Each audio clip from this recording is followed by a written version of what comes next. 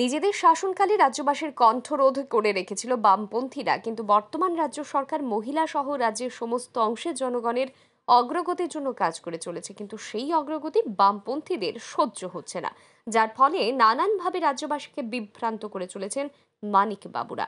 রবিবার বিজেপি করমছড়া মণ্ডল আয়োজিত মহিলা শক্তি সমাবেশে উপস্থিত থেকে সংবাদ মাধ্যমের মুখোমুখি হয়ে এই কথা বলেন প্রদেশ মহিলা মোর্চার সভানেত্রী মিমি মজুমদার।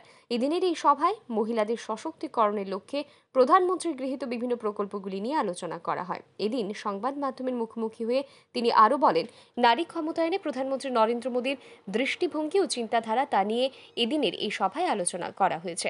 মহিলাদের কিভাবে আর্থিক দিক থেকে শক্তিশালী করে তোলা যায় সেই বিষয়টি মাথায় রেখে লাখপতি দিদি এবং নমো ড্রোন দিদির মতো নানান প্রকল্প চালু করেছেন প্রধানমন্ত্রী। একই সাথে এদিন বিশালগড়ে নির্মীয়মান ম্যানুফ্যাকচারিং ইউনিট নিয়েও আলোচনা করেন তিনি।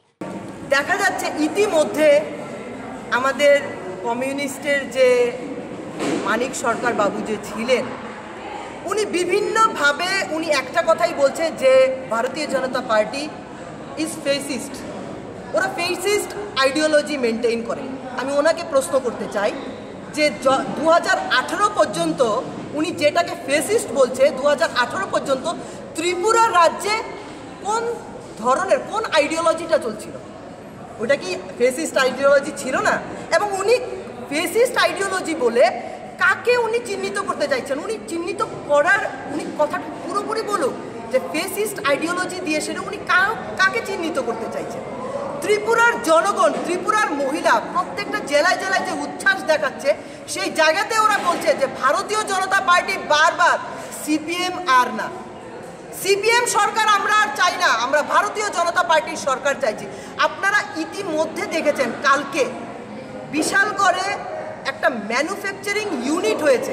ত্রিপুরা রাজ্যে যে কোনো একটা ইন্ডাস্ট্রি হওয়া বা যে কোনো একটা হাসপাতাল হওয়া, এটা কিন্তু একটা মানে কি বলবো, নট এ কন্টিনিউয়াস প্রসেস, এটা কিন্তু কন্টিনিউয়াস প্রসেস না।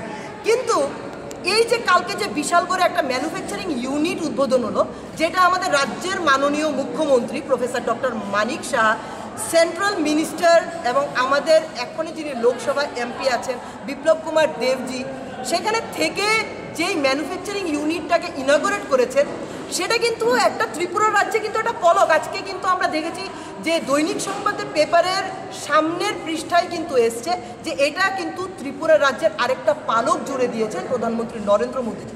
এখানে কর্মসংস্থান হবে, এটা কিন্তু একটা ম্যানুফ্যাকচারিং ইউনিট, এটা কিন্তু একটা ছোট্ট ব্যাপার নয়।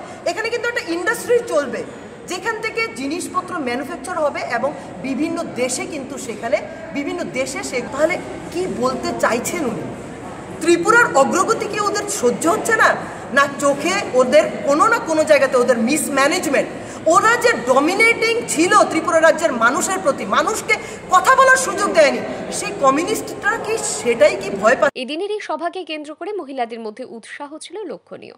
ব্যুরো রিপোর্ট, আর ই নিউজ।